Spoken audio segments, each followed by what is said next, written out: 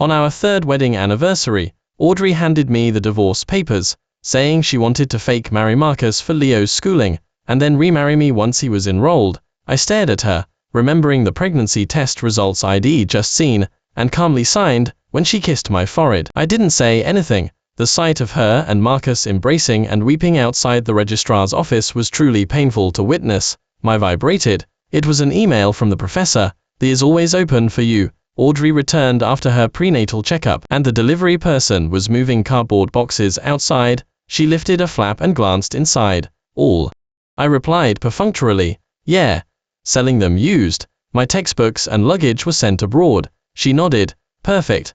The home office can be cleared out for Marcus. It's close to the university, and their place has too much renovation noise. So I told them to move in here these next couple of days, give the home a thorough cleaning, and send Shadow away. Leo has sensitive airways. Put in the living room and bedroom. Both Marcus and Leo like walking barefoot."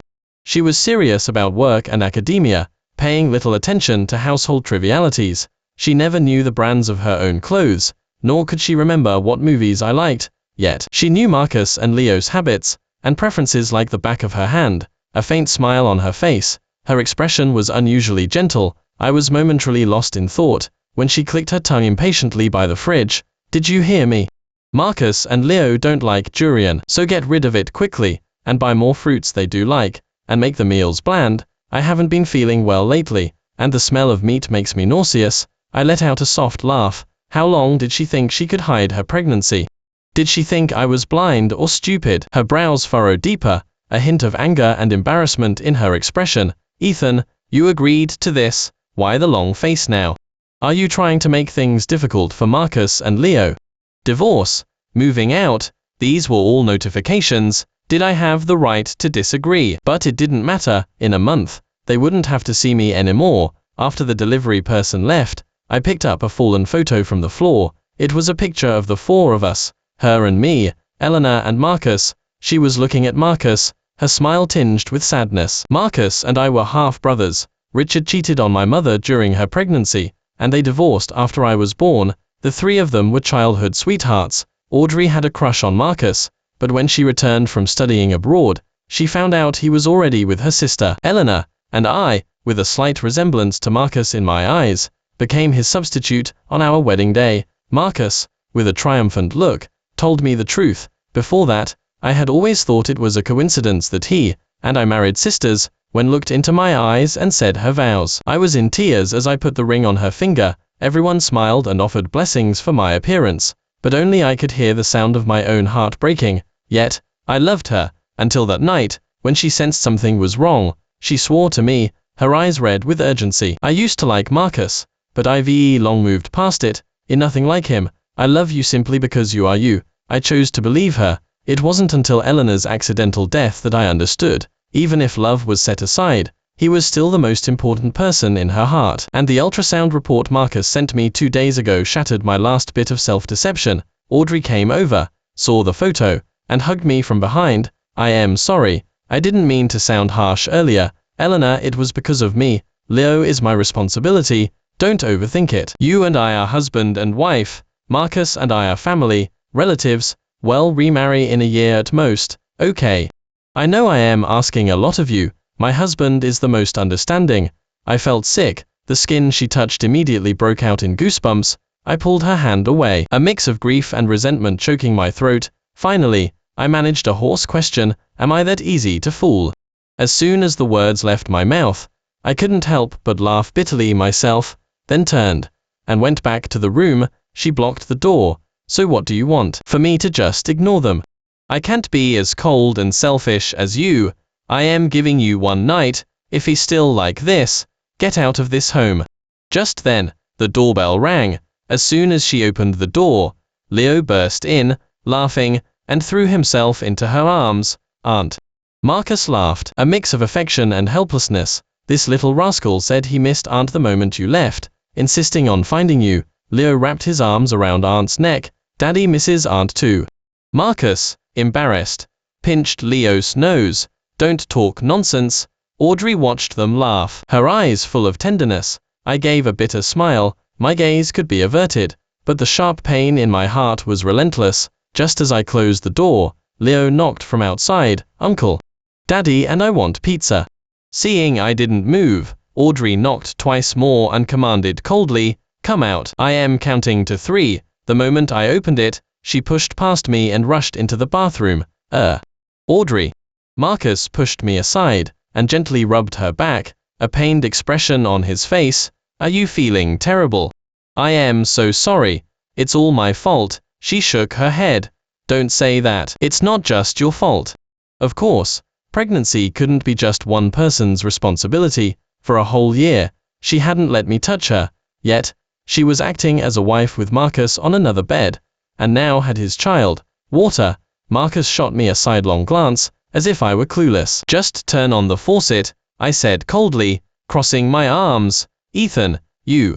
Audrey looked up in surprise, not expecting me to be so cold. "Ah." Just then, Leo let out a scream from outside. He and the stool had toppled to the floor, water was spilled, and there was a scratch mark on his face. "Wah!" I wanted to get water for Aunt, and Shadow suddenly jumped at me. Audrey told Marcus to take Leo to change clothes.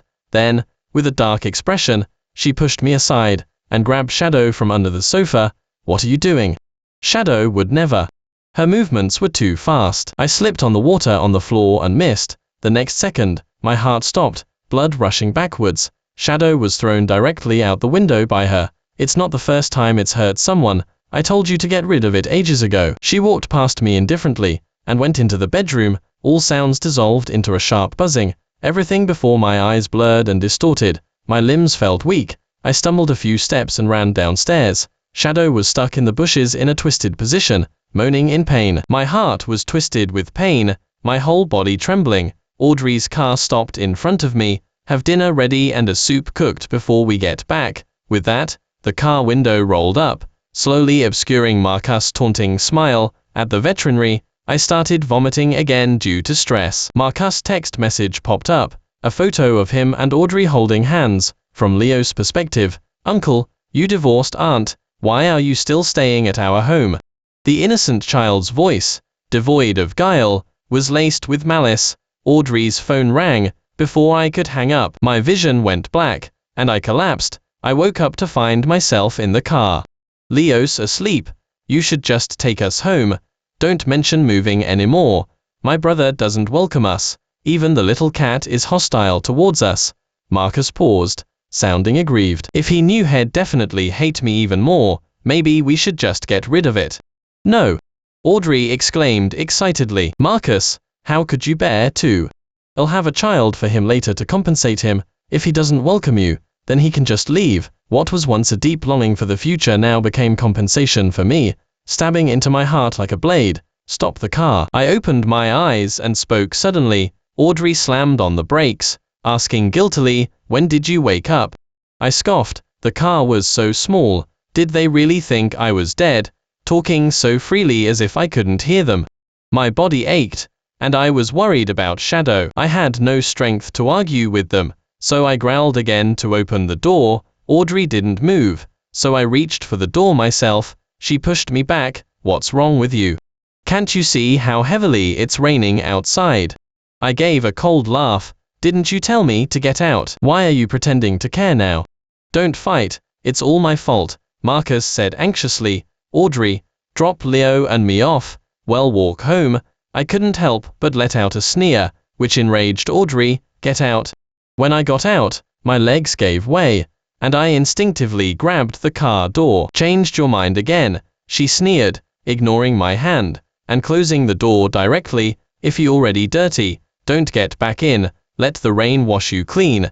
Come back when you've thought things through." The car sped away. The mud it churned up and the pouring rain instantly drenched me. I struggled to get back to the veterinary, only to be told that Shadow couldn't be saved due to heart failure during surgery. Luna had taken it with her when she came to pick me up. Audrey's phone remained unanswered. I pushed open the home door, soaking wet. Audrey was sitting on the sofa in her pajamas, Marcus blowing her hair dry and leaning down to kiss her forehead. "Daddy, it's my turn. I want to dry Aunt's hair." A heartwarming scene, one that had appeared in my imagination countless times.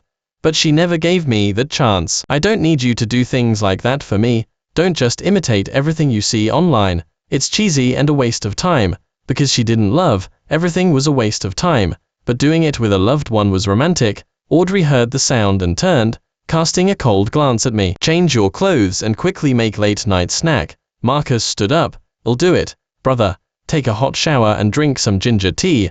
Don't want to catch a cold. Don't bother with him. He's perfectly healthy. Where's Shadow? I stared directly into her eyes. Her face darkened. Apologize to Marcus and Leo first. Shadow was a cat I found on the way to the hospital with my mom for chemotherapy. It had been with me for 7 years. She killed it, and now she was using it to blackmail me. My teeth clenched in hatred. How should I apologize? Bore. Kneel. Yes, as long as it shows your sincerity. Marcus pulled Audrey, seemingly trying to mediate, but in reality, feigning injury to add fuel to the fire. Don't blame brother, and don't blame Shadow. Even if Leo has a scar on his face, he can get surgery when he grows up. It's Leo and I who are wrong. We made brother angry, he said, starting to pull Leo away. Shall we go home to sleep? Aunt belongs to uncle. We can't take her from uncle. Leo cried out in pain from being pulled. No. Aunt is mine. I want to sleep with aunt. I hate uncle. Marcus hit him. Shut up. Who taught you to talk like that? Audrey picked Leo up tenderly and squeezed the remorseful Marcus reassuringly. Her eyes, full of resentment, glared at me, as if she wanted to tear me apart. I suppressed the sharp pain in my heart. Give me Shadow, or tomorrow I am going to your university, and report Professor for cheating on her spouse, and with her own brother-in-law. Brother. Marcus suddenly knelt down, crawled over, and hugged my leg. No. Don't ruin Audrey. Please. It's my fault. I am shameless. I seduced her. Audrey went to pull him up, strained herself, and clutched her lower abdomen in pain. Marcus immediately picked her up. If anything happens to Audrey, I regret it. Marcus, I am so scared. My vision flickered, and I didn't know how long I had been lying on the floor. Every inch of my body, inside and out, ached. I practically crawled, grabbed medicine and food, desperately stuffing them into my mouth, forcing myself to swallow. I couldn't afford to pass out again, but when I regained consciousness again, I was in the hospital. Most of the memory in between was gone. Audrey was moisturizing my lips with a cotton swab. This momentary tenderness was like a bandage, but it was placed on a festering burn. You're awake. You had a high fever and have been unconscious for 3 days. I was also wrong about Shadow. I apologize to you. Let's put it behind us. If you really don't want to live with Marcus, then don't. We can discuss it later. I'll just keep commuting between places. I pulled my hand away, staring at her and asking, where is it? Her eyes darted away. IVB buried it. When he better. He'll take you to see it. Let's go now. She grew agitated. Can you stop making a scene? Because of that dead cat, all of us, you, me, Leo, are either injured or sick and ended up in the hospital. Is it really that important? More important than your own life? You just lie here and recover, or you'll never see it again. With that, she slammed the door and left. That afternoon, Audrey and Leo came, bringing plain rice porridge that Marcus had personally cooked. I didn't open my mouth to cooperate, so she fiercely squeezed my chin and forced it into my mouth. Marcus was worried about you. He even burned his hand. How can you waste his effort? I choked, coughing violently, and coughed up blood. She panicked and rushed out to call a doctor. Uncle.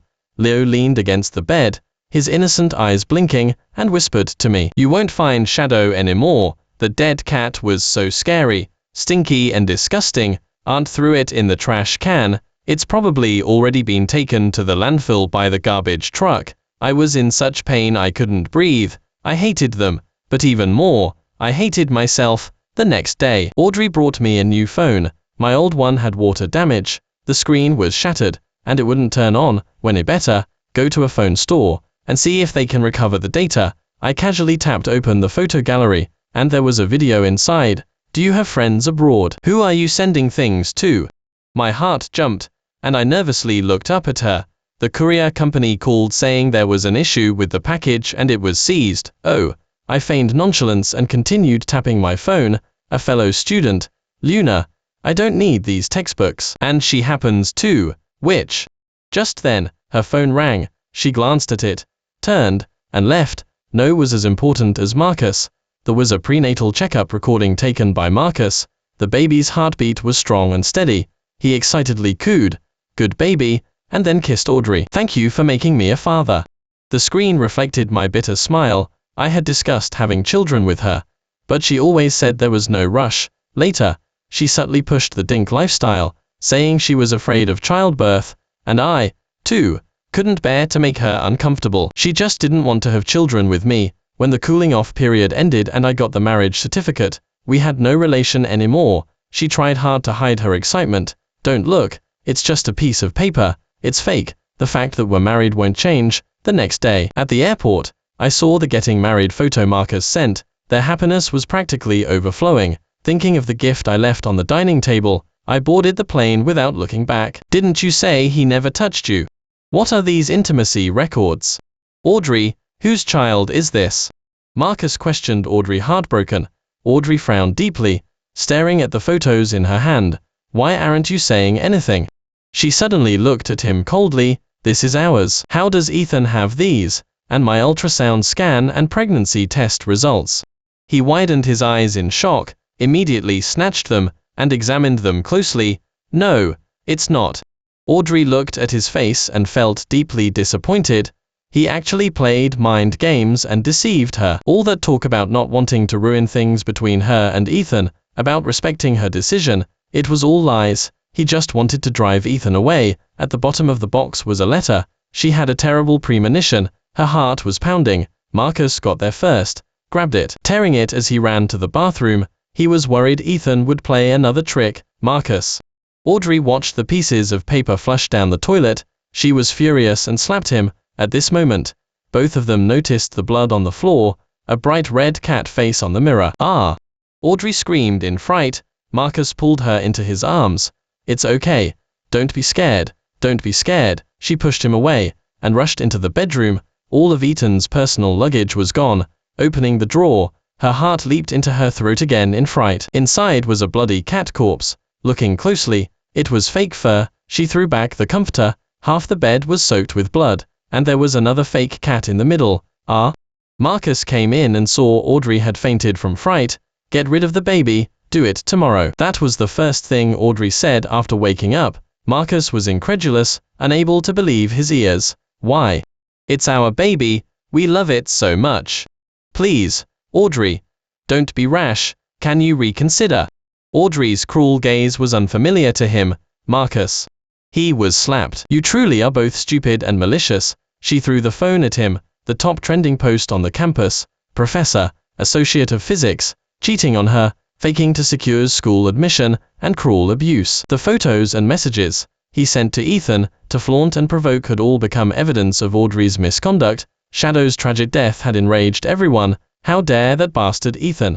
Audrey laughed in furious disbelief. She herself was so stupid to have been fooled by his pitiful act for so long. For him, she had hurt Ethan again and again. Only when Ethan suddenly disappeared from her world did she realize that her heart had long been in his hands, and he had forcibly torn half of it away. The other half of herself was ruined, her reputation in tatters. She also thought he wouldn't dare, and that he wouldn't bear to do it. As it turned out, she was terribly wrong. He didn't want her anymore. After graduating with my master's, Audrey proposed to me. I gave up a desirable PhD program offer and started working in a company, but deep down, I still had regrets. I just kept telling myself that you win some, you lose some. Being with my loved one every day was happiness enough. It turned out to be a heavy slap in the face. Life here was simple and fulfilling. During the day, I worked at the lab. In the evenings, I cooked at home, watched movies, and occasionally met up with Luna for a meal. On weekends, I practiced painting, and Shadow looked more and more like himself. On my paper, time flew by. Half a year passed, and experiments still failed repeatedly, but my frustration never lasted longer than a cup of coffee. That told everyone to learn from me. My colleagues envied my natural talent for research. One afternoon, the experiment finally yielded the desired data. Luna came to pick me up for a celebration. As I went downstairs, I saw her arguing with another woman, Ethan. Audrey pushed Luna aside, rushed over, and hugged me, her voice trembling with excitement. "I finally found you," Luna scoffed. "If I were you, I wouldn't have the nerve to come looking for him. It's none of your business." I pushed Audrey away from me. We have plans. She chased after me, stumbled, and fell, her palm bleeding. I tossed her a packet of tissues, then left with Luna. The next day, she was standing downstairs again. Luna, will you listen to me for a moment? I've already divorced Marcus, and the baby was aborted. It was always a fake marriage. Ethan, believe me, I truly didn't lie to you, and I will definitely remarry you. She took out the marriage certificate and showed it to me. I laughed. Marriage, divorce, real, fake, what was the point?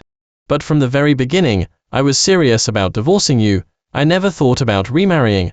Her expression was heartbroken. She grabbed my arm and confessed, Ethan, I was really wrong. I shouldn't have been involved with Marcus. Shouldn't have been soft on him. It's you I love. Ethan, you replaced him in my heart long ago. I was so foolish, always thinking I still loved him. I was the foolish one, always trying to replace him. From the very beginning, it was all wrong. I watched her disarray with cold eyes. I don't love you anymore. Stop bothering me. It's useless. I'll pursue you again. We can fall in love again, she said urgently. I was amused again. Should I call you naive or shameless? What do you have to pursue me with? A rotten heart. Audrey, in nothing now. What about you makes you worth loving again? Her affair had escalated and made it into the news. She had been expelled from the university, and was now a public pariah, hated by everyone. Her face was filled with despair. Haven't I been punished enough? You're right, I have nothing left. You're all I have. I can't lose you too, or I really can't go on living. I scoffed. You'd better live well. Your life was saved by your sister. You must take good care of her husband and son, or how can you face her? I despise selfish and heartless people the most. I returned her emotional manipulation words right back to her. I warned her not to come looking for me again. Her face and her words made me sick. Are you and that Luna of yours already? I turned back. She continued angrily, her eyes red. You went abroad for her, didn't you? I was so angry my chest felt tight, and I didn't want to say another word to her, but she chased after me again, immediately falling to her knees in apology. That's not what I meant. I misspoke. I know it's my fault. I am just too jealous. I can't accept you having other women around you. Get lost. Ethan, look, she frantically rolled up her sleeve. I really know I was wrong. I thought 5 floors would be fine. I even deliberately aimed Shadow towards the bushes. On her arm was a tattoo of Shadow's head, lifelike. A wave of nausea instantly surged through me. How dare she? How could she have the audacity to tattoo Shadow on herself? For the rest of my life, I'll atone for my sins with my life. Okay. It's fine if you don't forgive me now. Just don't drive me away. Let me be able to see you. I took a deep breath, fighting back the pain in my heart. Atonement. Huh. Fine. First, jump from the 5th floor. That would show true sincerity. Just then, a colleague came by and asked if I needed help. I went in with him. Audrey was blocked by the access control. Ethan. Oh, and if you're going to jump, don't do it here. No health insurance, and medical bills here are very expensive. That evening after work, I went to pick up Luna. Audrey secretly followed us. Just as Luna was about to turn around and reprimand her, Audrey was hit by a car. In the hospital room, looking at her emaciated face and sunken eyes, the old me would definitely have felt heartbroken. As I was about to leave, she suddenly woke up and grabbed my wrist. Ethan, please don't go. I know I was wrong. I love you. Can't you really give me another chance? I pulled away from her. No. I've already notified Marcus. He'll be here tomorrow. She instantly raised her voice in anger. Why did you tell him? Why did you call him? I don't want to see him. Didn't you used to be restless if you didn't see him for a day, constantly worrying and missing him? Her face drained of color. He's very worried about you. You know, he loves you so much. Don't betray his sincere heart. I smiled faintly and turned to leave. The next day, I asked the professor for annual leave. After thinking it over, I decided to return home. Luna accompanied me. We spent a few days eating and drinking, making up for what our stomachs and taste buds had missed. That night, we went for late-night snack. While waiting for our food, she suddenly said, "You look really good when you're spacing out." I paused, then smiled. Thanks, Luna. During a lab meeting in college, the summer afternoon was drowsy and dull. She passed me a note with that exact sentence written on it, but by then, I had already fallen for Audrey. Besides, thank you. Nothing else.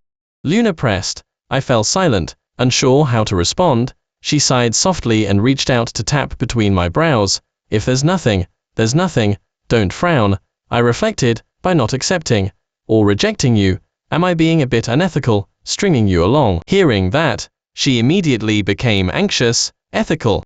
Very ethical. Don't be too hard on yourself. After eating, riding a slight buzz, she said, I like being strung along by you, I like you. My heart softened, and I ruffled her hair. Thank you. Half a month later, Luna finally ate something bad and ended up in the hospital with a stomach bug. When I went to deliver her food, I saw Leo standing alone by a pillar at the hospital entrance. Where's your dad? He kicked my leg hard. It's all your fault. Aunt doesn't want us anymore because of you. You killed my little brother, and now I can't go to school. Marcus ran out from inside and pulled Leo into his arms. What do you want? I scoffed at myself. I shouldn't have interfered. I turned to leave, but he grabbed me again, changing his demeanor. I am sorry, I was just a little anxious. Leo, did you call Uncle?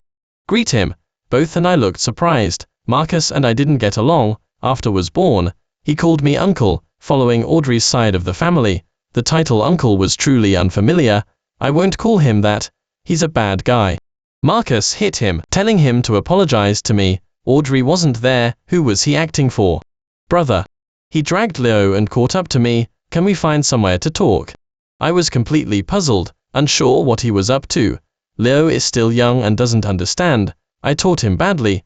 Blame me. Don't blame him. The child is innocent. He took a piece of paper from his bag. I don't have much time left. He had terminal cancer and wanted to entrust Leo to me. I laughed, finding it absurd. What about Audrey?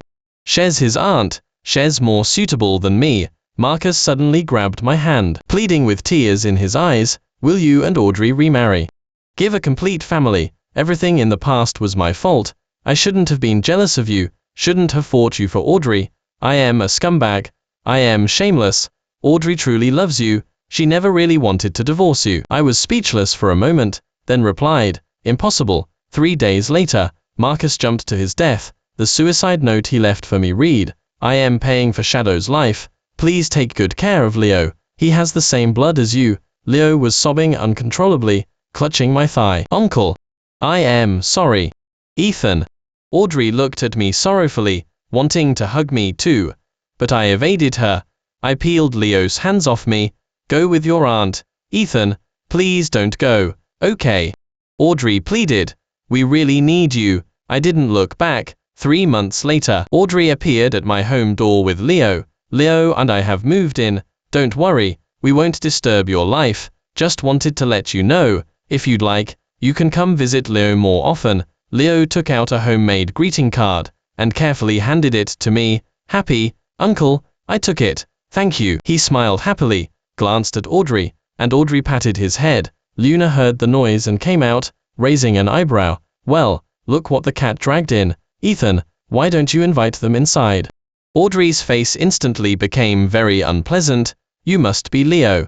Luna crouched down. So cute. If you call him Uncle, you should call me Aunt. I said to Audrey, I can't control where you move, but please don't appear in my life. Don't force me to say hurtful things in front of the child. Closing the door, I picked up slippers for Luna to put on. Why so happy? If she hadn't come looking for you, would you have gone back home specifically to claim your territory? I had only agreed to give us a try a week ago. All her friends and my colleagues at the lab already knew. Only this rival was left to inform. Not really, she's not that important. The kid's painting isn't bad at all. 2 years later, Luna and I had an outdoor wedding. Leo came, but Audrey was nowhere to be seen. What's so great about her compared to Aunt? I smiled. You think Aunt is good because she was good to you. He pulled a small knife from his pocket and slashed my suit and Luna's wedding gown. I hate you. If it weren't for you, Dad wouldn't have died. I slapped him. You know everything in your heart. I don't care if you hate me, but you have to be responsible for your own actions. Audrey arrived, panting, and apologized to me. I am sorry. I'll make sure to teach him a good lesson when we get back. I was furious. Just I am sorry. Can you conjure up an identical wedding gown right now? Audrey bowed her head, only able to repeat I am sorry. Luna said to forget it, and told them to leave immediately. I am truly sorry. Ethan, Happy wedding, I hope you find happiness. I didn't even look at her. The wedding was delayed by an hour while friends went to the store to pick up a backup gown. Aside from this small incident, the wedding was perfect, of course. The perfect end to the day was when we both received our paper accepted for publication. Luna, it's our wedding night, can't the paper wait? Almost done. A precious night, but writing inspiration was even more valuable when I couldn't convince her. I just joined in. The next day, I saw Luna's social media post, "Someone working hard looks really good." I scoffed, then laughed. I replied, "Luna, you look good every moment."